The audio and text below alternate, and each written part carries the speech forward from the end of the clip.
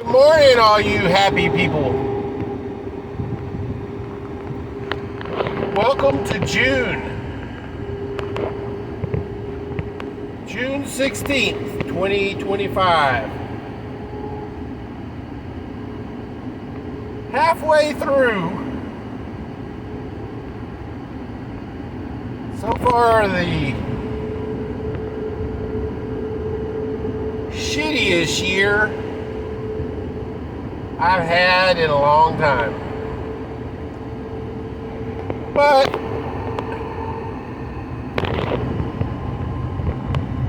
okay, Sarah.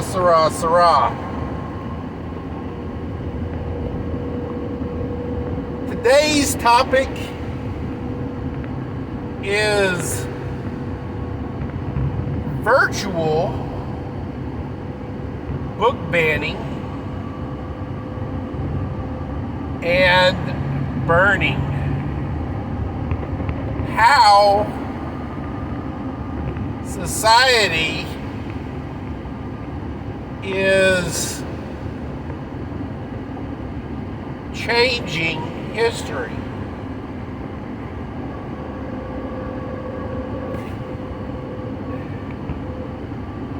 All right, I know most of you people have probably heard history is written by the victors or the winners.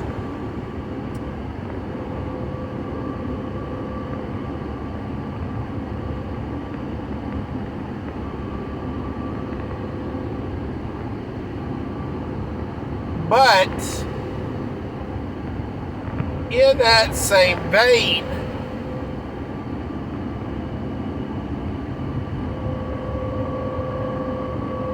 we as a society are choosing to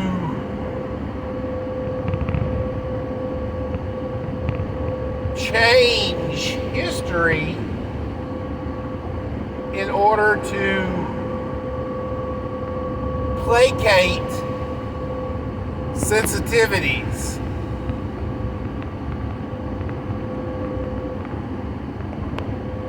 We are choosing, and this is not a new thing. This has been a slow burn for a long time.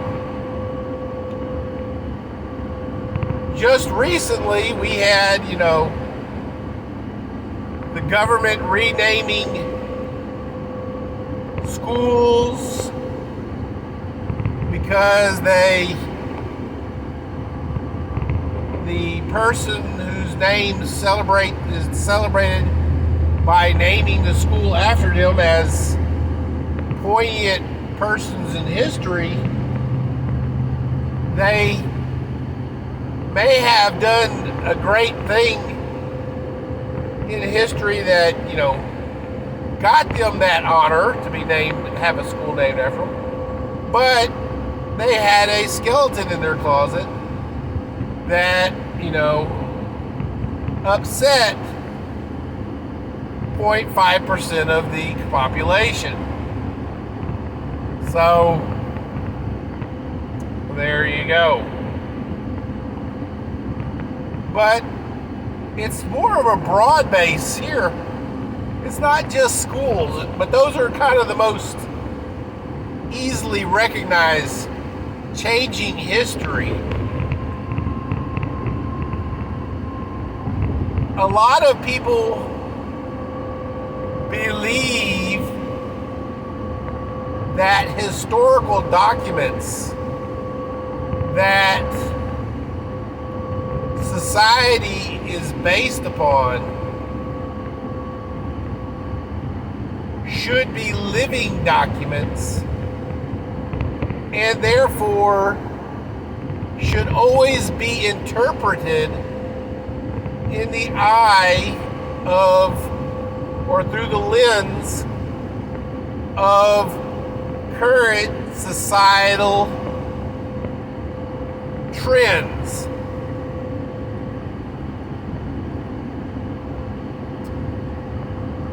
A lot of people believe that, the Constitution, it's a living document. It needs to be viewed through a living lens of what we're doing today. No. Supreme Court Justice, or Supreme Court Judge Clarence Thomas, just a year or so ago, made a major ruling, and this was specifically targeting the Second Amendment to the Constitution. But it has far, far, far deeper readings. The Constitution should always be viewed through the lens of its original drafting. What was the meaning behind it during its original drafting? And you can do that because the Constitution was written in such a way that the things that it addresses are universal and are fixed points in history. And they do not change. Opinions about those things can change. But the freedoms that are outlined in the Constitution are fixed points. Let's also throw that same point to the Bible. I firmly believe that the Bible needs to stop being translated. With each new translation that they actually do, something is lost, something is edited, something is moved so that it can reflect a societal trend. You know, we have, if you go to the YouVersion Bible app, there are at least 20 or so different translations. Why do we need 20 or so different translations? And why are there 20 or so different translations? Why do we need 20 different translations? I believe that Clarence Thomas's ruling on the Constitution needs to also be viewed or applied to the Bible. And the only way to do that with the Bible, and this is very, very difficult, we actually have an original copy of the Constitution. And they are readily available, and you can pretty much order them free online and read what the Constitution tells you and in its original format. Getting a copy of the Bible in its original format now can be a bit of a bitch. What do you want to glean from that? Because unfortunately, during the Catholic Reformation and during the Inquisition,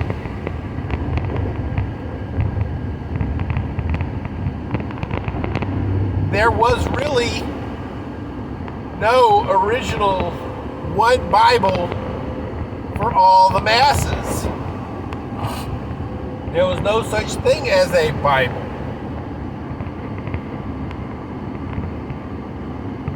People in different areas would have different teachings from the apostles. There were 12 apostles, and their mandate was to go forth and teach the world.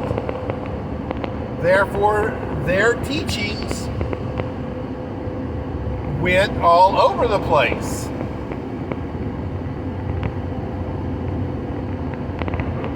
"12 different persons plus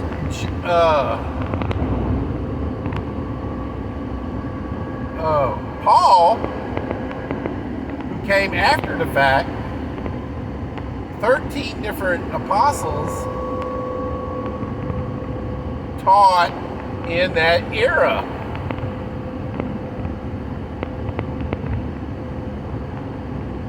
Oddly enough, the one apostle, quote-unquote apostle, that wrote most of the New Testament never actually spoke to a Jesus in the flesh.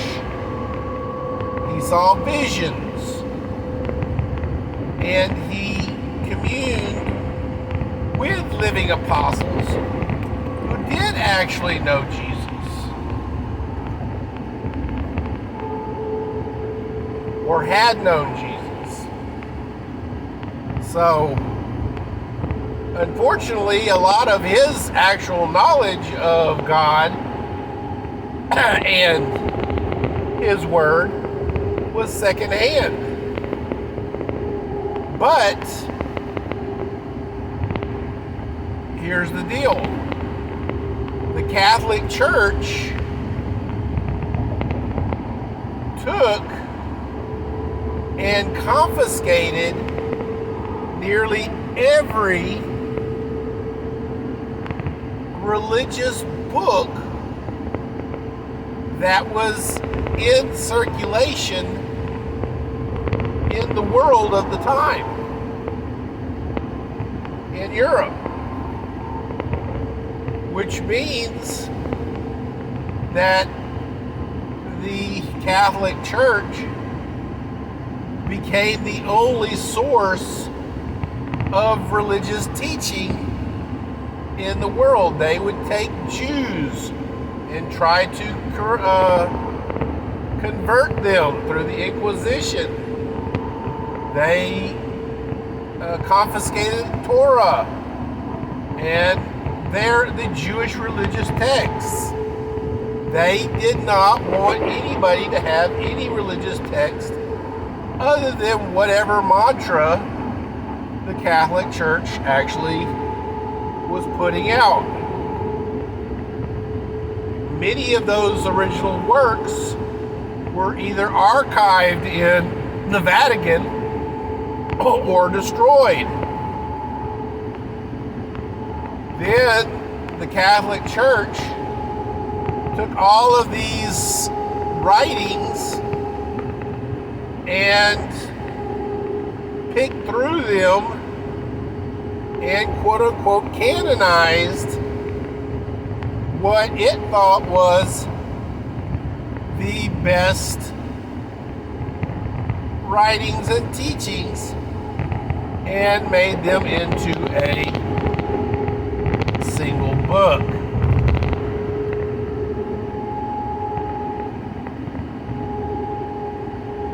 So,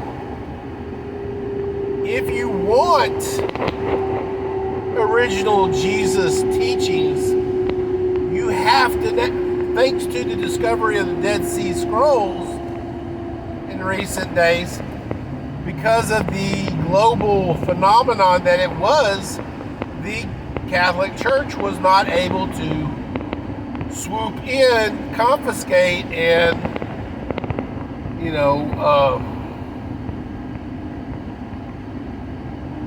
hush these teachings.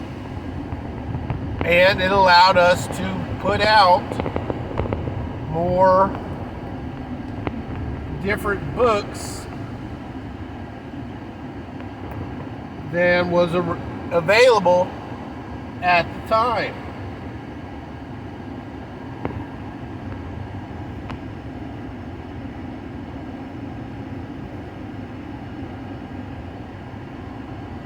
Now,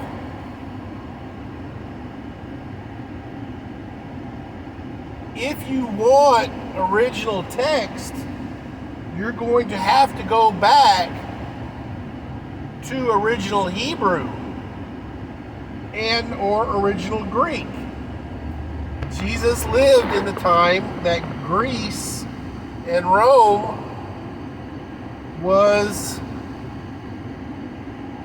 spoke everywhere. Greek was spoken everywhere.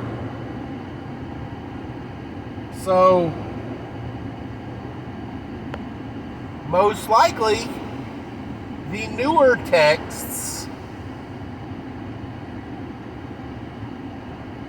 post Jesus and everything were most likely written in Greek. I'm sure some were written in Hebrew, but most likely most were written in Greek. And then, of course, taking that original Greek or that original Hebrew, the Catholic Church translated it all to Latin, which I'm sure even in those days was a dead language. Latin, I don't know why Latin is such a fascinating language that you would take and use it to write your religious doctrine in, unless you are trying to make sure that you limit its ability to be read.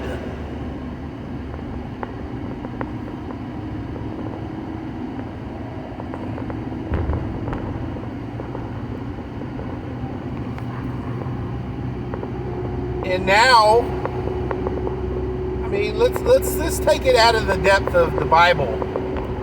You know, we are rewriting different versions of the Bible to fit different narratives and so forth and so forth. Just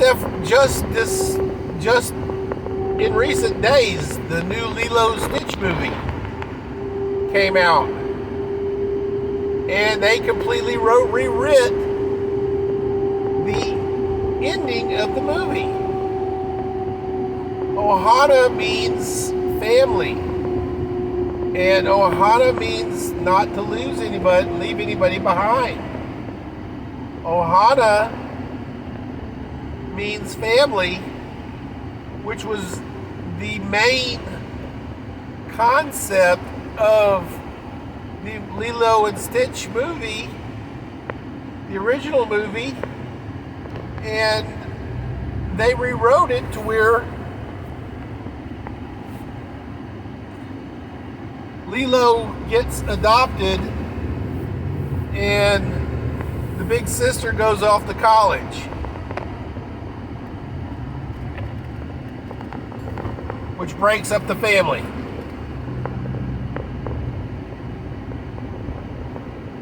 Now, I know that's just a little bitty, but look at that. We had to rewrite a beloved children's movie that had a very good, prominent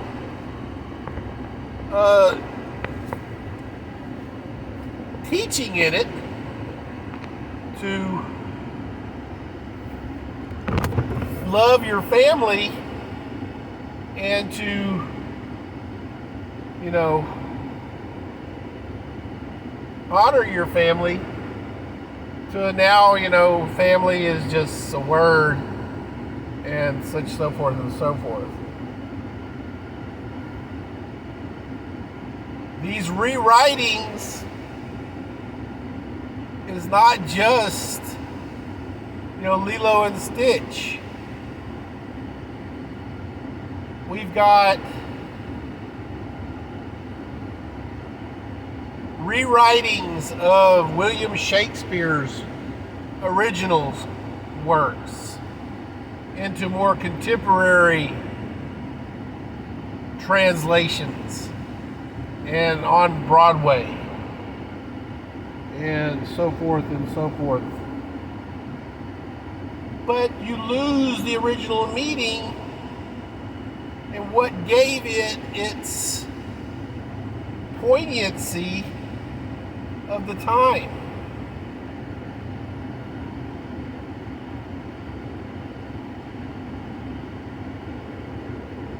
There's, popular things, quotes out there, things they don't teach you in school, things they used to teach you, but they don't teach you anymore.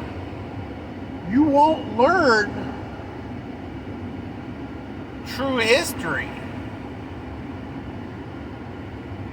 Why do you think the History Channel and all these David Duchovny and Danny Trejo and Dan Aykroyd and Josh Gates and all these History Channel shows have such huge followings? Because they are viewing history as it was originally written. They are exposing history that was either deleted or removed or selectively, removed from a curriculum. In history, we used to have, in my day, and that wasn't that long ago, we had Texas history that you had to learn in junior high. That was all about Texas, our founding and stuff like that. We don't even do that no more. My daughter didn't take Texas history.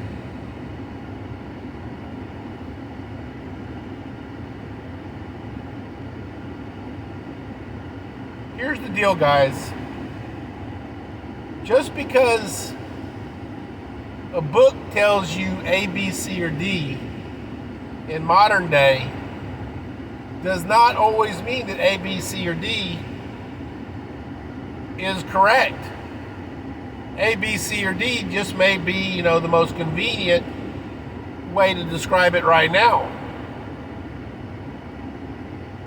through the lens of modern society. Telling a kid nowadays that, I'm older than Google. When I was a kid, we didn't have Google. In fact, we didn't have a cell phone. In fact, when I was little, we had one phone in the house. It was in the kitchen. It had a 50-foot cord, and it was attached to the wall. And you had to have phone etiquette because you did not know to whom somebody was calling to speak to.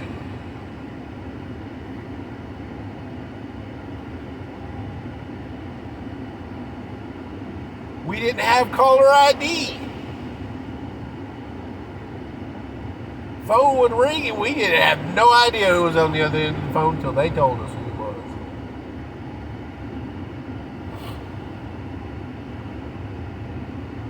Computers were a novelty. I didn't actually get a home computer, until I was in high school. And in all honesty, the home computer that we got was so crappy that I literally only did one thing on the whole unit. There was a test program in the back of the owner's manual, and I hand-pegged that thing in, entered it all the way in after I learned basic programming, and made a top hat explode a little confetti out onto the screen. Took me a week to program that in there, and the whole program ran in a minute.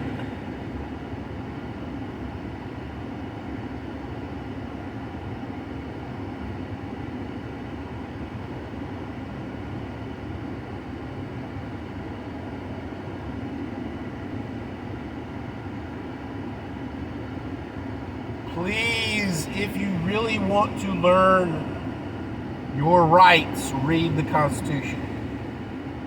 If you want to learn what God said, read the Bible, but find the earliest translation you can.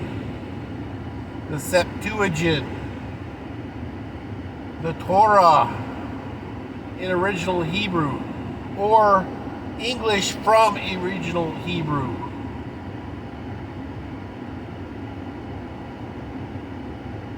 Not the New International Version or the New American Standard Version. No,